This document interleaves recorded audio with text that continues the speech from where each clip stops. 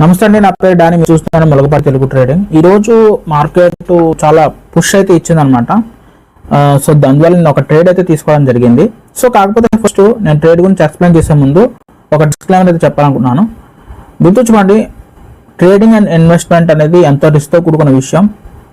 ఈ వీడియో కేవలం education purpose మాత్రమే చర్చించడం జరిగింది. ఎటువంటి బై అండ్ సెల్ రికమెండేషన్ గురించి కాదనమాట. అండ్ మార్కెట్ క్లోజ్ అయిపోయిన తర్వాత నా యొక్క ట్రేడ్ని, నా యొక్క అనుభవాన్ని మీతో షేర్ చేసుకున్నాను తప్ప ఇది చూసి మీరు మార్కెట్ క్లోజ్ ఉంది ఇప్పుడు, so you cannot do trade. So first of all మన ట్రేడ్ కంటెంట్లోకి వెళ్ళిపోదాం. చూసుకున్నట్లయితే ఫస్ట్ ఆఫ్ ఆల్ ఈరోజు మార్కెట్ బుల్ రన్ ఇచ్చుకుందనమాట. ఆల్మోస్ట్ 29,000 అబోవ్ ఫస్ట్ స్టార్ట్ అయింది యాక్చువల్లీ.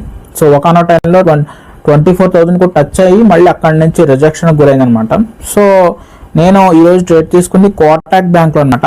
ఎందుకు కోటాక్ బ్యాంక్? కాకపోతే కోటాక్ బ్యాంక్ తీసుకున్నప్పటికీ నేను సెల్ అండ్ బై అంటే పడుతుంది మార్కెట్, నేను ఎక్స్పెక్ట్ చేసి నేను తీసుకున్నాను. ఫస్ట్ పాయింట్ ఏంటంటే ఎందుకు తీసుకున్నాను, ఇప్పుడు మార్కెట్లో ఇంత భారీ అప్ ట్రెండ్ ఇచ్చినప్పుడు సో కొంత ప్రాఫిట్ బుకింగ్ అనేది జరుగుతుంది. సో అందుకని నా ఎక్స్పెక్టేషన్ తోటి నేను ఫస్ట్ సెల్ అండ్ బై చేశాను అనమాట. అంటే షార్టింగ్ చేశాను, ముందే షేర్లు సెల్ చేసేసి దాన్ని కిందకు వచ్చిన తర్వాత బై చేశాను అనమాట. సో కోటాక్ బ్యాంక్ ఎగ్జాక్ట్లీ మీకు ఇది ప్రాపర్గా చూపించాలంటే ఇదనమాట. ఇక్కడ నాకు ఎక్కడెక్కడ బై చేశాను కూడా చూస్తుంది. సో ఫస్ట్ నేను ఇక్కడ బై చేశానండి ఈ క్యాండిల్లో, బట్ కిందకు పడింది కానీ ఆశించే స్థాయిలో ప్రాఫిట్ అవ్వదన్నమాట. మళ్ళీ ఒక పెద్ద స్పైక్ ఇచ్చింది. ఈ స్పైక్ సాధారణంగా చాలా మంది చూస్తే ఏమనుకుంటారంటే డే హై బ్రేక్ చేసుకుని పైకి వెళ్ళింది. సో నేను మాత్రం నేను సెల్ చేశాను, అక్కడ కూడా సెల్ చేశాను.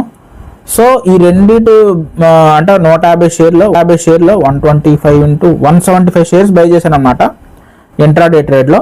సో అగైన్ 406.10 రాగానే ఎగ్జిట్ చేశాను. 124 రూపీస్ ప్రాఫిట్ వచ్చింది, చాలు. ఓకేనా, ఎక్కువ అవసరం లేదు మనకి. బట్ కానీ ఇంకా కిందకు పడింది.